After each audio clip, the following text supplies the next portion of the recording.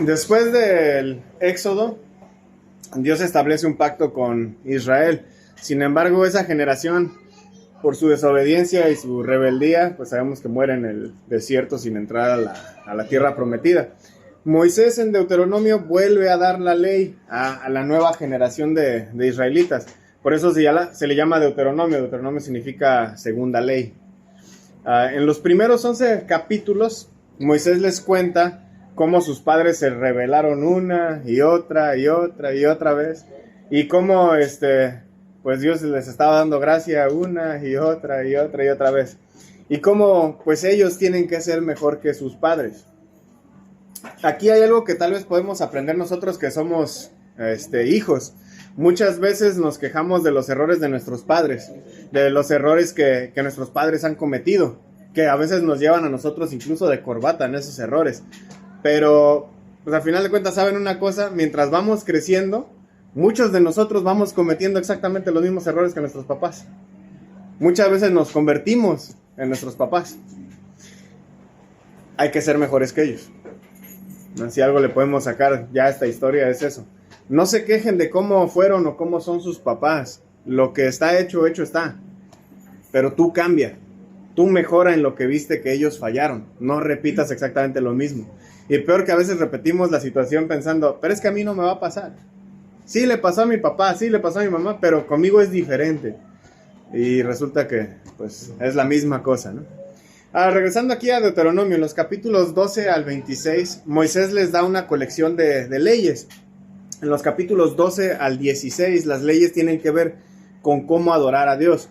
Y adorar a Dios incluía pues lo que era dar un diezmo hacia el templo y un diezmo hacia los pobres. Los capítulos 16 al 18 hay leyes sobre liderazgo.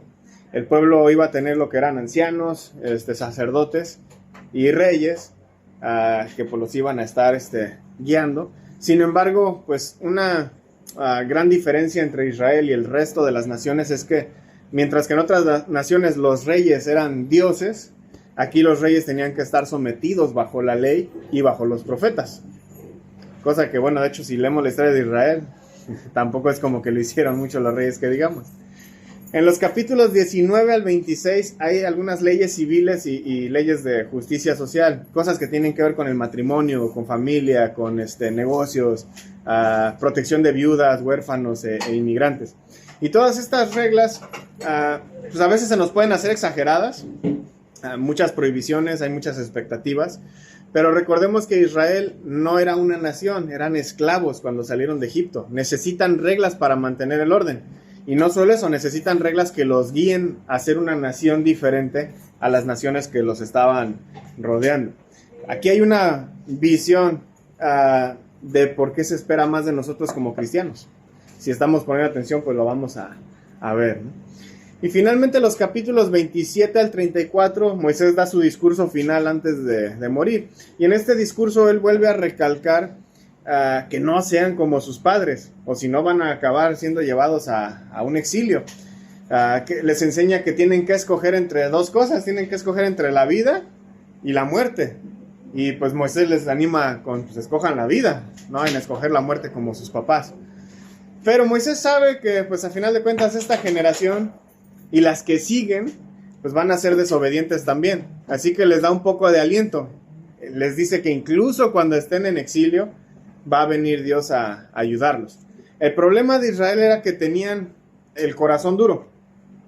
Y Dios vendría a circuncidar sus corazones para que puedan amar a Dios y puedan vivir.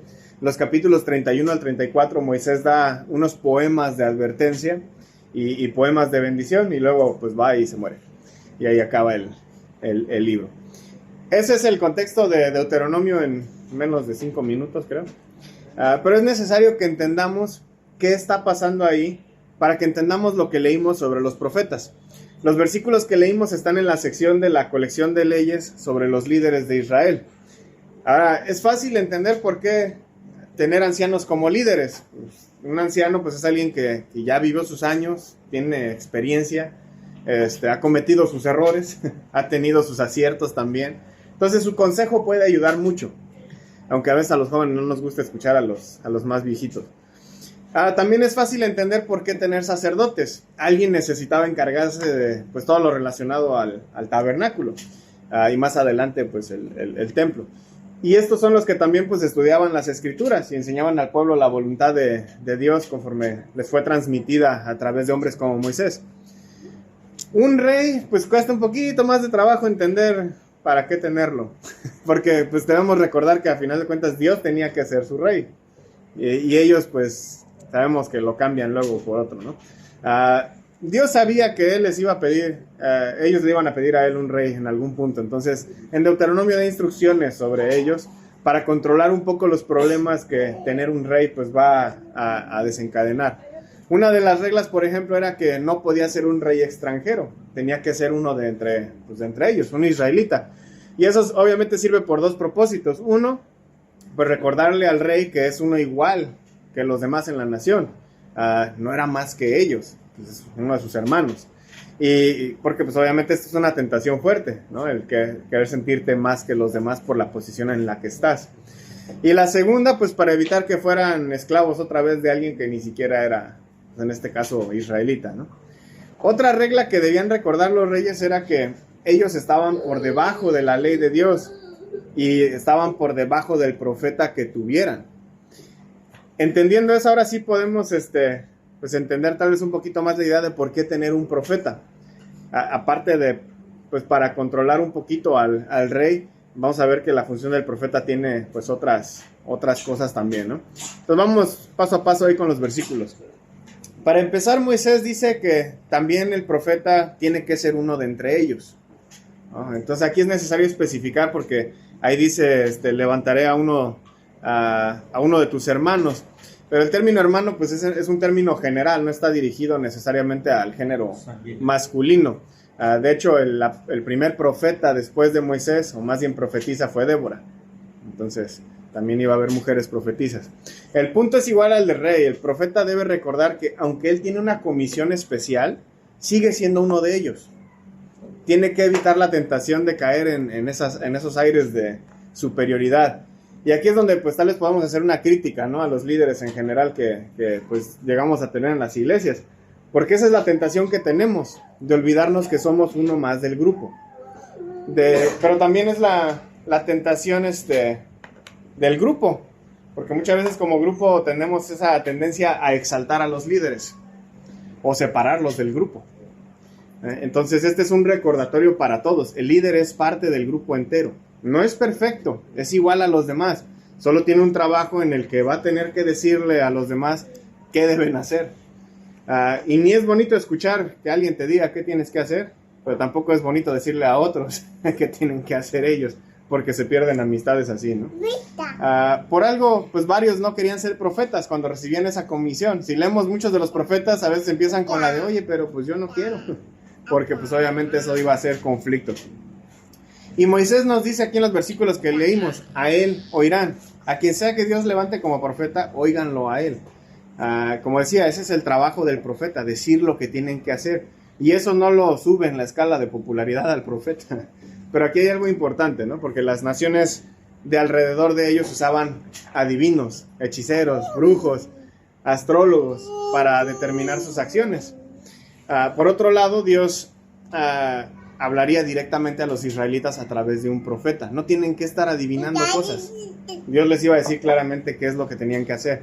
No necesitabas charlatanes o supuestos alineamientos de estrellas para saber qué tienes que hacer. Dios te lo iba a decir directamente a través de esta persona.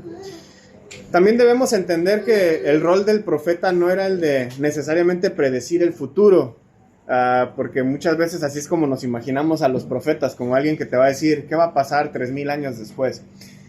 No, su trabajo era el de hablar por Dios, y la mayoría de veces es para advertir de un cambio que el pueblo tenía que hacer en el presente, precisamente para poder evitar problemas en el futuro. Y sí, muchas veces se van a mencionar esos problemas del futuro, pero la idea es si cambian esto ahorita, esto no tiene por qué pasar, ¿no? Ahora, ¿por qué Dios hablaría directamente a través de un profeta en lugar de pues, simplemente él, ¿no? Presentarse? Moisés lo aclara en el versículo 16. El pueblo no quería algo tan directo. No sé si lo notaron cuando leímos el versículo. Dice que Moisés le dice al pueblo, esto es conforme a lo que pediste al Señor tu Dios en Horeb el día de la asamblea, diciendo, no vuelva yo a oír la voz del Señor mi Dios, no vuelva a ver este gran fuego, no sea que muera. ¿Quién fue el que pidió no ver a Dios? El pueblo. El pueblo era quien no quería, por miedo. Pero quiero pausar aquí tantito para señalar algo. Noten cómo el pueblo dijo, no vuelva yo a oír la voz del Señor. ¿No nos parecemos mucho al pueblo de Israel a veces? Sí. Incluso tenemos la voz de Dios, ¿no? Mediada a través de este libro, a través de predicaciones, y aún así no nos gusta escucharlo. A través de clases. Ay, ¿cómo sabemos que no nos gusta escucharlo? Porque no dejamos de pecar. Ahí se nota. Cuando alguien a veces confronta nuestro pecado, damos evasivas. A veces usamos sarcasmo, redirigimos la conversación, nos molestamos, dejamos de venir, aviento la bolita al de al lado. Tiene más pecado. Yo por eso me siento cerca de Che siempre. No nos gusta escuchar la voz de Dios. Como decía Moisés a los israelitas, no sean como sus padres, sean mejores. No seamos como los israelitas, seamos mejores que ellos. A veces vemos la historia de Israel y decimos, ay, es que cómo voy a creer que no podían hacer cambios, cómo voy a creer que Dios les hablaba directamente, cómo voy a creer que hacía todos estos milagros y no creían en Él. Pero si nosotros estuviéramos en la posición de ellos, estaríamos igual. Entonces seamos mejores que ellos, escuchemos a Dios a través de la Biblia, a través de nuestros hermanos, cambiemos nuestros caminos. Dios sabe cómo somos y sabe cómo era Israel. Por eso les dice, ok, no quieren escucharme directamente, entonces voy a usar un profeta para poner mis palabras en su boca y él les va a hablar todo lo que les mande. Pero el que no oiga mis palabras, que el profeta va a hablar, dice ahí el versículo, yo mismo les pediré cuentas. Cualquiera que no escucha al profeta, no escucha a Dios. ¿Puede eso tener un resultado positivo? No. Entonces es una advertencia seria, tanto para ellos entonces como para nosotros. Tenemos que escuchar a Dios. Pero ¿cómo sabría el pueblo de Israel si el profeta era confiable o no? Porque obviamente surge esa pregunta. ¿Y cómo sabemos que no nos está chamaqueando el profeta? Lo vimos hace unas predicaciones con Jonás, ¿no? Ni siquiera decía, el Señor dijo, él automático era de se van a morir y ya. Pues Dios pone un seguro. Él dice que el profeta que hable con orgullo en nombre de Dios, algo que Dios no estuviera diciendo, o que hablar en nombre de otros dioses, ese era un profeta falso. Y era un profeta que decía ahí que tenía que morir. ¿Es un castigo extremo? Sí. Y no es que Dios quiera matar a alguien. Lo que no quiere es que alguien se atreva a mentir en nombre de Él. ¿Cuántos falsos profetas tenemos en la actualidad? Desviando a la gente en nombre de Dios. Enseñándoles incluso perversión, inmoralidades, en nombre de Dios. Eso es precisamente lo que Dios no quería que pasara, ¿no? Y entonces aquí podemos hacer otra pequeña pausa, ¿no? Y precisamente hablar de los charlatanes de la actualidad. ¿Cuántos profetas hay hoy en día que afirman hablar por Dios, pero que lo que dicen no es de Dios? Que lo que actúan no es de Dios. Gente que se pone el título de profeta, quita bienes a la gente, abusa de sus congregantes, tanto espiritualmente como mentalmente, como físicamente, incluso sexualmente. Hay que tener cuidado de hablar en nombre de Dios algo que Dios no dijo, porque va a haber consecuencias. Pero también nosotros que escuchamos, no hay que darle gusto a esa gente. Dice por ahí un dicho que a los locos se les da por su lado. Pero ¿qué pasa con muchos de estos profetas falsos? Ahí está la gente siguiéndolos. Y puede estar en la cárcel metido por una inmoralidad o muchas, por abusos, y ahí está la gente orando porque es que nuestro profeta es santo y nada más es persecución. Tengamos cuidado de no hacer eso, ni de seguir a esos que dicen serlo. Bien, en todo lo que dije hay varias cositas prácticas que pues para nosotros, no actualmente. Pero hay una cosa más que falta mencionar que creo que es importante para nosotros como cristianos. Deuteronomio 34:10 dice que desde entonces no ha vuelto a surgir en Israel un profeta como Moisés, a quien el Señor conocía cara a cara. Ese versículo se escribió pues ya después de la muerte de Moisés, y lo que vemos es que inmediatamente después de la muerte de Moisés, pues la gente esperaba que Dios levantara, ¿no?, a este profeta como él, pero pues no había un equivalente. Esto creó en el pueblo una expectativa de que Dios cumpliría eventualmente esto en el futuro. Tomó una connotación mesiánica, ¿no? En algún punto va a venir este Mesías, que él va a ser ese profeta. Por eso es que esto es importante para nosotros como cristianos, porque ¿quién cumplió ese rol? Jesús. Dijo Esteban en su sermón de Hechos 7:37, antes de morir, acerca de Jesús, dijo Esteban esto: este es el mismo que Moisés dijo a los israelitas, Dios les levantará un profeta como yo de entre sus hermanos. Por eso lo matan a Esteban, porque dice, ¿se acuerdan de ese profeta que iba a ser como Moisés? Pues es Jesús. Jesús es ese profeta prometido. Pero no solo eso, la Biblia también nos los describe a Jesús como un rey. Apocalipsis 19:16 nos dice que es el rey de reyes. Hebreos 4:14 también nos lo describe como un sumo sacerdote. Hebreos 13:8 nos describe a Jesús como eterno. Es decir, Jesús cumple todos los oficios de liderazgo que Israel tenía. ¿Se dan cuenta? Necesitaban un anciano, ¿qué más anciano que alguien que es eterno? Necesitabas un sumo sacerdote, ahí está Jesús. Necesitas a un rey, ahí está Jesús. Necesitas a un profeta como Moisés, ahí está Jesús. Cumple todos los roles. ¿Qué nos indica esto a nosotros? ¿Cuál era el trabajo del sumo sacerdote? Ofrecer expiación por los pecados del pueblo y supervisar todo lo relacionado con el templo. Y como sabemos, Jesús hizo expiación por nuestros pecados al ser ese cordero que quita el pecado del mundo.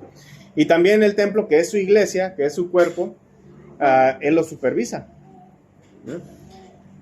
Si Jesús es nuestro sumo sacerdote, significa que nuestros pecados han sido perdonados y que pertenecemos al templo, que es su cuerpo. Si Jesús es nuestro rey, significa que le debemos, ¿qué? Obediencia, lealtad. Él nos guía para realmente ser el reino de Dios en la tierra como en el cielo. Si Jesús es eterno, pues no hay líder más anciano que Él. Sus consejos van a ser lo mejor que podemos escuchar. Hace unas clases, Chiver nos había mencionado ahí de Isaías 9:6, ¿no? Que Jesús sería llamado admirable consejero. Y si Jesús es nuestro profeta, significa que Él es la voz ¿de quién? De Dios. Debemos escucharlo a Él. ¿Qué es lo que dice Dios cuando es bautizado Jesús y durante la transfiguración? Este es mi Hijo amado, óiganlo a Él. ¿Qué es lo que dijo Moisés que debíamos hacer cuando llegara ese profeta? Óiganlo a Él. ¿Ven la conexión? Son las mismas palabras. Recordemos que Jesús no solo está hablando por Dios, como cualquier profeta humano. Según Juan 1:1, Él es la palabra encarnada. Entonces, lo que quiero que piensen es esto. ¿Lo iremos a Él? Aunque tal vez no nos guste porque significa que tenemos que hacer cambios. ¿Haremos lo que nos dice que hagamos? ¿O vamos a ignorar la voz de Dios? Porque de eso se trata, el que Jesús sea pues el profeta por excelencia. La decisión pues es nuestra, igual que como los israelitas. Escojan la muerte o la vida, pero pues de preferencia váyanse por la vida. Tenemos la misma decisión. Sabemos cuál es el desenlace de las dos opciones. Una es vida en abundancia, la otra es consecuencias que llevan a la autodestrucción. Entonces escojamos sabiamente, no ignoremos con nuestras acciones la voz de Dios.